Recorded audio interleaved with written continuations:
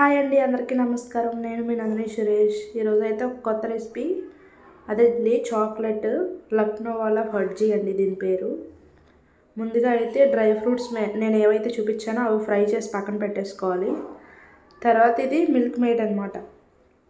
దీన్ని బాగా తిప్పుతూ కలుపుతూ చాలాసేపు అలా కలుపుతూ ఉండాలి. అదంతా చిన్న మంట మీదే ప్రాసెస్ అంతా జరగాలి. అది అవుతూ ఉంటుంది కదండి, దాంట్లో కోకో పౌడర్ యాడ్ చేయాలి. కోకో పౌడర్ వేసిన తర్వాత కూడా బాగా తిప్పుతూ ఉండాలి, అది బాగా కలిసేంత వరకు కూడా. అదంతా చిన్న మంట మీదే చేసుకోవాలి మనం. మొత్తం కలిసేంత వరకు కూడా ఉండలు లేకుండా, ఉండలు రాకోకుండా మొత్తం అంతా నీట్గా కలుపుతూ ఉండాలి. మంచిగా కలవాలి. ఒక మంచి చాక్లెట్ స్టెక్చర్ ఎలాగుంటుందో మొత్తం అలాగా బాగా కలిసిపోవాలి. తిప్పుతూనే ఉండాలి.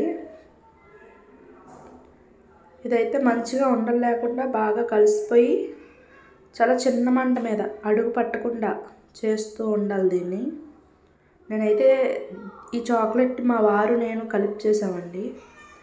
బటర్ అయితే చాలా పడుతుంది దీంట్లోకి, చూస్తూ ఉండండి. బట్ క్వాంటిటీలు అవి నేను సరిగ్గా చెప్పట్లేదు. మీరు చూస్తూ ఉన్నప్పుడు మీకు అర్థమైతే కనుక ఒకవేళ ట్రై చేయండి. తక్కువ క్వాంటిటీలో తయారు చేసుకోండి. మేము కూడా ఫస్ట్ టైం చేయడం కాబట్టి క్వాంటిటీలు అవి ఎంత అని చెప్పేసి మీకు ఎక్స్ప్లెయిన్ చేయలేను. క్వాంటిటీలు అవి మీరే కొంచెం చూసి వేసుకోండి అర్థమైతే కనుక. రెసిపీ అయితే ప్రాసెస్ అయితే ఇదేనండి. నేను ముందుగా ఫ్రై చేసి పెట్టుకున్నాను కదా, అవైతే పొడి చేసి పెట్టుకోవాలి.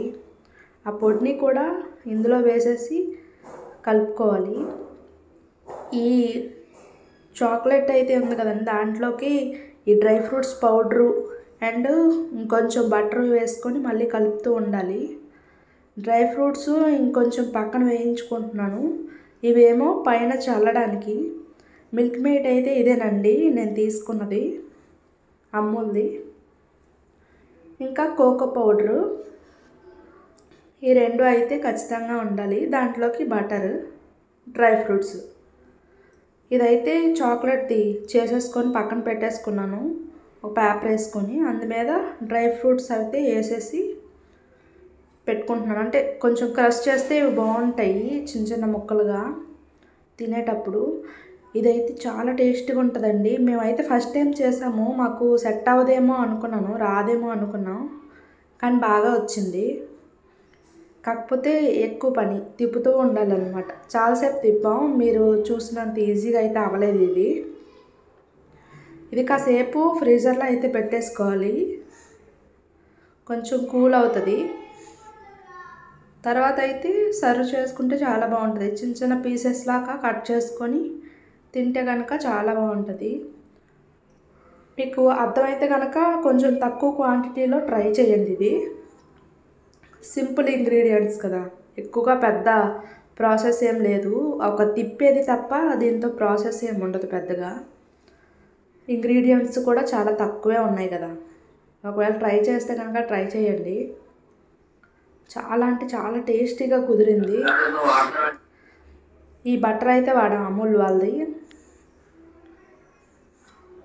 ఓకే అండి, బటర్ కూడా ఎక్కువ పడుతుంది, కానీ ఎప్పుడైనా ఒకసారి అయితే ఇలా ట్రై చేసుకొని తినొచ్చు.